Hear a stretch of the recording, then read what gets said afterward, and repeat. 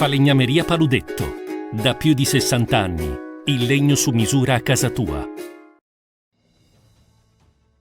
TG Plus Sport edizione di Venezia, buonasera. Apriamo il nostro notiziario sportivo parlando di calcio. Dopo 2 settimane di preparazione a Falcade, il Venezia Football Club volerà in Olanda dal 26 luglio al 4 agosto per una tournée internazionale che prevede 3 match amichevoli in vista dei primi impegni ufficiali. Il quartier generale del club arancia-nero-verde nei Paesi Bassi sarà a Dorwerd, dove i ragazzi guidati da Mister Vanoli soggiorneranno e si alleneranno presso il Fletcher Hotel Restaurant Dovert Arnhem.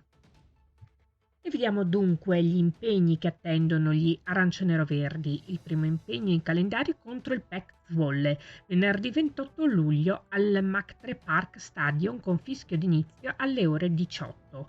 4 giorni più tardi, martedì 1 agosto alle ore 19:30, gli arancianeroverdi affronteranno il De Treffers allo Sport Park Zuid Stadion di Groesbeek. Il terzo e ultimo match in terra olandese si giocherà venerdì 4 agosto alle 18 contro il NEC Nijmegen presso il Gopher Stadion di Nimega.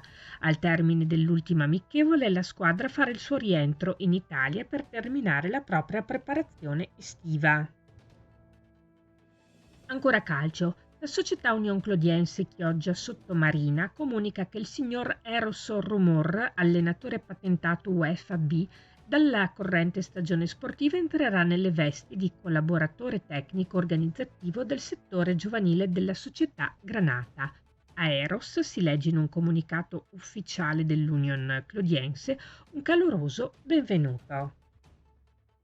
Passiamo al basket. L'Umana Reyer Venezia comunica che Aurora Gekkele, guardia classe 2010, e Sofia Zuccon, ala classe 2009, figurano tra le 12 azzurrine selezionate da coach Moscovini per il torneo dell'amicizia che si svolgerà a Heraklion sull'isola di Creta in Grecia da domani 19 al 21 luglio tra le nazionali di Italia, Spagna, Grecia e Francia.